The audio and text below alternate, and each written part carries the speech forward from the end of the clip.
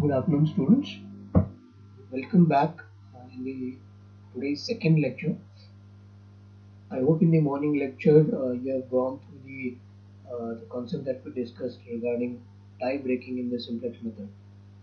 So, without wasting any time, this lecture will be a short one. We'll discuss one problem with respect to tie breaking in the simplex method, the steps involved in that, how to resolve that tie breaking.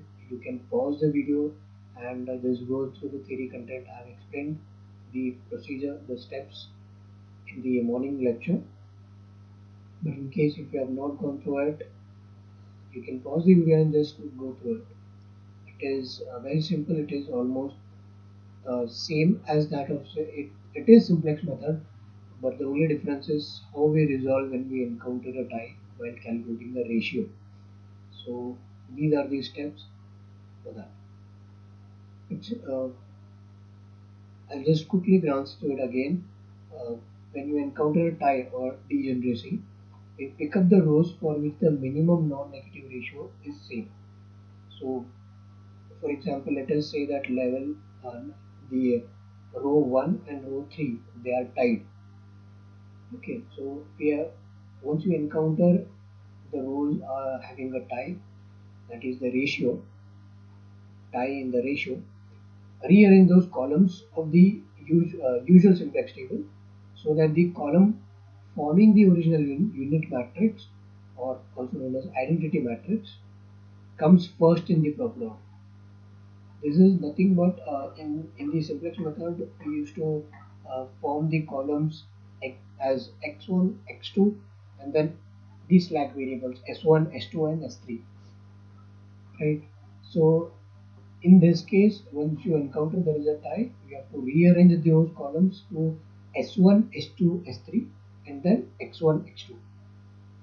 So our identity matrix or unit matrix is nothing but the matrix that we get for S1, S2, and S3. Once you do that, once you rearrange these columns, you have to perform the same method that we used to perform for calculating the ratio. Again, so find the minimum of the ratio. How? By dividing the element of first column of identity matrix divided by the corresponding element of key column, that is nothing but either x1 or x2. So same thing we have to perform again if you encounter that still there is a tie. So you have to move on to second column and do the same computation. And once you identify there is a unique ratio with there is no tie between the ratios, then you can move on. And if you still encounter any tie in the second iteration also, you are while computing second column, same procedure you have to follow, continue for the third column, and so on. So mostly the problems more than three columns iterations are not asked, but still if they are asked, uh, might be for four iterations maximum. That's it. So in this case, for example, here let's say that we don't get the unique ratio, no unique minimum ratio, even after computing the third column of identity matrix. So what is the next that you have to do? Even if you encounter a tie again here, what you have to do is you have to repeat the procedure once again with the uh, first column and continue. So that is the approach for tie breaking, resolving the.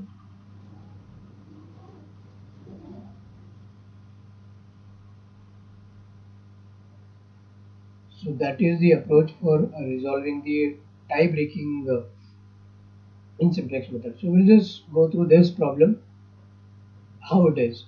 So it's a regular simple simplex method wherein we have maximization function z is equal to 2x1 plus x2 and subject to constraint 4x1 plus 3x2 less than equal to 12, 4x1 plus x2 less than or equal to 8, and 4x1 minus x2 less than or equal to 8, and the non-negativity constraint x1, x2 greater than or equal to 0.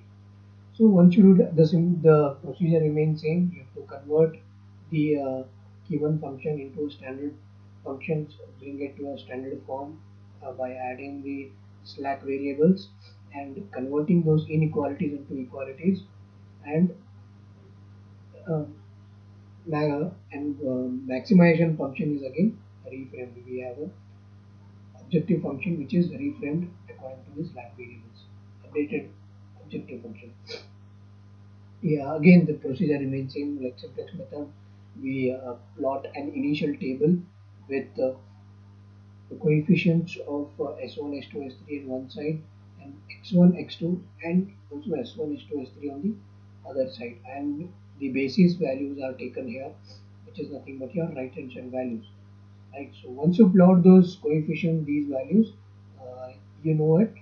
We have to compute the minimum value in the objective function, that is nothing but the index row, and find out what can be the key column. So in this case it is -2 for x1. So first column is the key column here.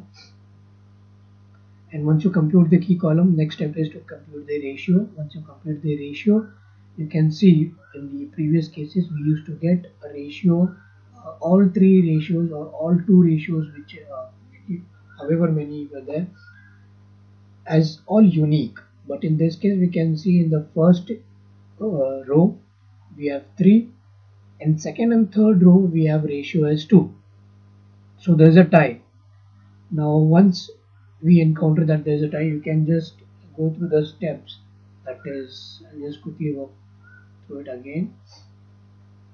Yeah, once you see that the minimum non-negative ratio is same, that is there is a tie. So what we have to do is, next step is to rearrange those columns of the usual simplex table so that the column forming the original unit matrix or identity matrix comes first in the proper order. So what we have to do here is,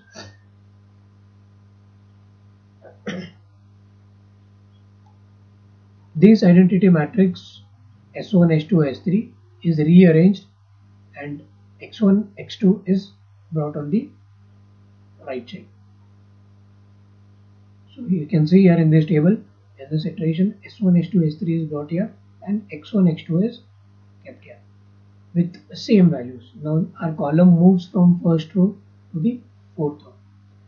Now again you have to do the same computation, finding the ratio, but with respect to the first row of identity matrix, that is this. So 1 divided by 4 is the first one, then we have 0 divided by 4, and then in the third row again 0 divided by 4. So again there is a tie. So once there is a tie, we have to you can move on to the second iteration, that is the next iteration, that is using the second column as while computing your ratio. Okay, so that is nothing but second row is S2 row. Now we'll be computing the ratio with respect to this. So but in the first iteration we can see that the first row was 1 divided by 4. So when it compares to row 2 and row 3, it is higher number. So we'll not consider that, we'll consider only the two rows which are tied. So in this case second row and third row, they have a tie, right? So we'll compute ratio with respect to second column for only row 2 and row 3. So once you see that row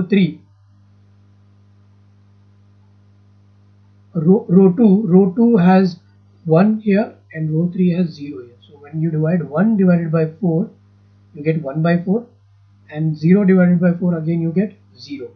So this is the second iteration that we have got. So here it is clear that 0 divided by 4 is the minimum. So third row is the minimum. So we select third row as our key row. Now we know what is our key column, we know what is our key row, we know what is the next step to be done. Next is nothing but again the same procedure what we do in the simplex method. We know what is the key element here. Key element here is 4, right? So next step is to convert those key elements into 1 and non-key elements into 0, and by doing the row wise operations. So in this case, it remains same. The remaining step is completely same, and once you compute it, the final values here. Sorry that this misconvenience. Sorry for the misconvenience. This values are z value will be 5 that you will be getting here, and in this row you will get 1 by 4 as s1 value and 1 by 4 as s2 value again, and 0 here for s3 value, and in x1 x2 are 0 here in the index row, but the value of x1 and x2 is finally when we compute we get x1 as 3 by 2 and x2 as 2. Okay, so when we compute the z value we get z value as 5. So just go through the problem once again, pause the lecture wherever needed, and try to understand it. It is exactly the same, the simplex method. The only difference is when we compute the ratio and how to deal when we have a tie scenario here. In case any doubts, you can post it in the group, and if the doubt is genuine, and if it, but before putting that doubt or whatever clarification you need, go through the video thoroughly and the content that is there in the slide, and only then raise this doubt. If any genuine doubts will be addressed uh, in the next lecture, or in the if it is asked early in the evening before evening, it will be addressed in the group itself. Thank you.